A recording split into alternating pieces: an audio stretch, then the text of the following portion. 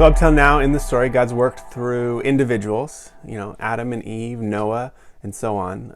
This is the first time that God ties himself to a people, to a nation, to Abraham and the nation that will come from him.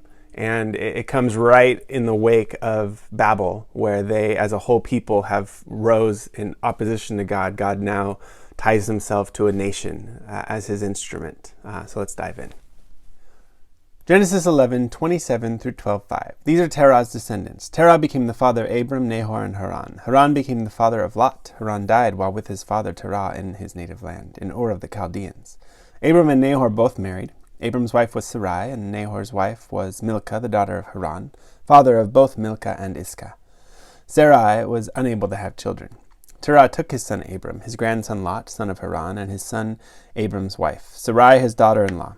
They left Ur of the Chaldeans for the land of Canaan and arrived at Haran. They settled there. Terah lived 205 years, and he died in Haran. The Lord said to Abram, "Leave your land, your family, and your father's household for the land that I will show you. I will make of you a great nation, and I will bless you. I will make your name respected, and you will be a blessing. I will bless those who bless you, and those who curse you I will curse. All the families of the earth will be blessed because of you." Abram left just as the Lord told him, and Lot went with him. Now, Abram was 75 years old when he left Haran. Abram took his wife Sarai, his nephew Lot, all of their possessions, and those who became members of their household in Haran, and they set out for the land of Canaan. Okay, well, we're going to focus mostly on this calling of Abraham here. This is the beginning of chapter 12.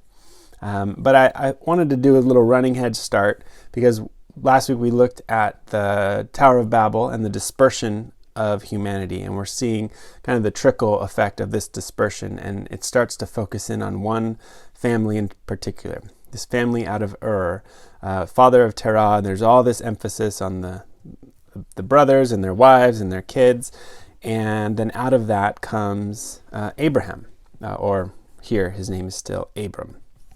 There's a few just kind of questions to throw out that I think the text wants us to at least ask, but I don't personally know the answer fully. But here, what I found interesting was Terah, the father of Abram, set out to go to Canaan.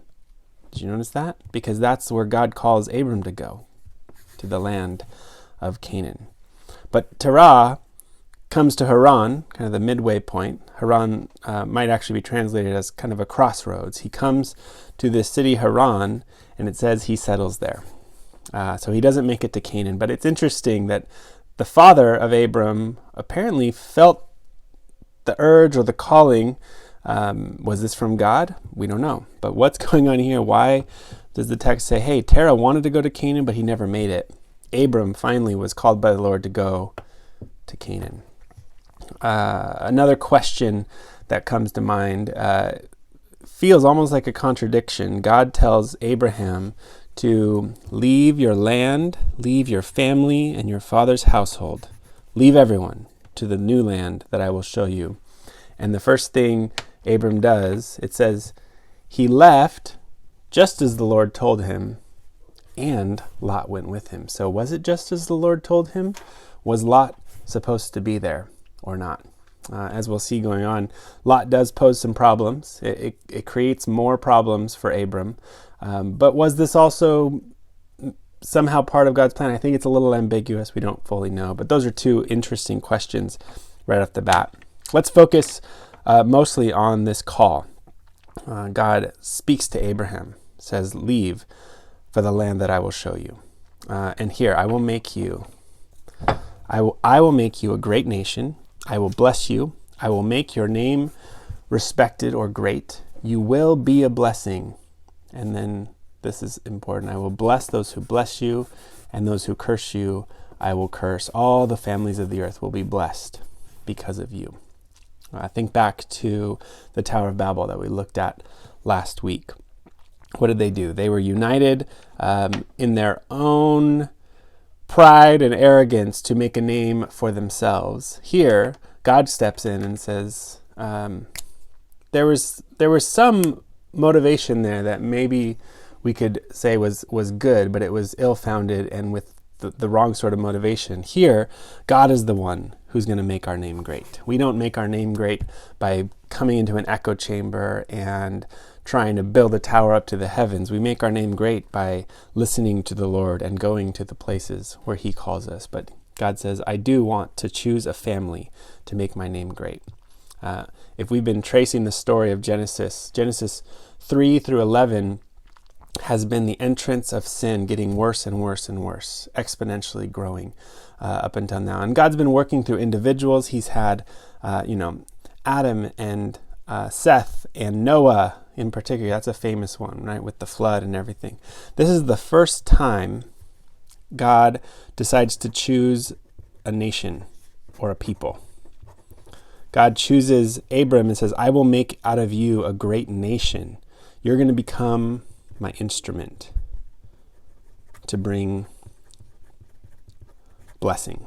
You will be a blessing. So God's plan, this kind of goes back again to the Tower of Babel. It's not that they're making their name great. God is making this nation's name great so that they will be a blessing. They will, in their dispersion across the whole world, the whole earth, all the families of the earth are going to be blessed because of Abraham and the family that God is creating out of Abraham. This right here, Genesis 12, 1 through 5, is some of the richest beginnings of God's call and mission that we're going to find. And it's going to keep coming back again and again and again. God chose a nation to be his instrument to bring blessing. And he says, I'm going to be with you.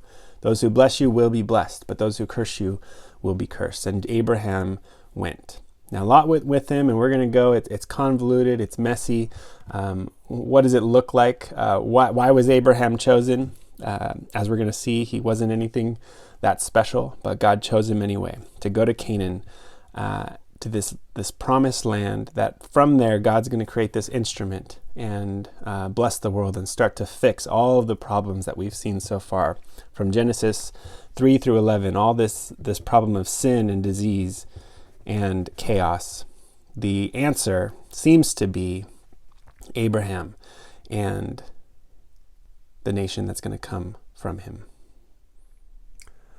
Well, maybe one application for us this week is to really take seriously this call from Genesis chapter 12. It is one of the most important texts to see the whole story at a glance. God chooses Abraham and says, I'm going to make your name great. And out of you, this nation will come, and I will make you a blessing to the whole world. And God wraps all of us who believe in him and in his son into that story. We are now part of the family of Abraham, called to be a blessing to the world. So how this week are you called to be a blessing, to bring God's goodness and grace and mercy, and to not be a curse, to not bring more pain and heartache into the world? Are there any individuals that God has on your heart to say, this week you can go and be that blessing? Just like God gave to Abraham, he now gives that same call to each and every one of us.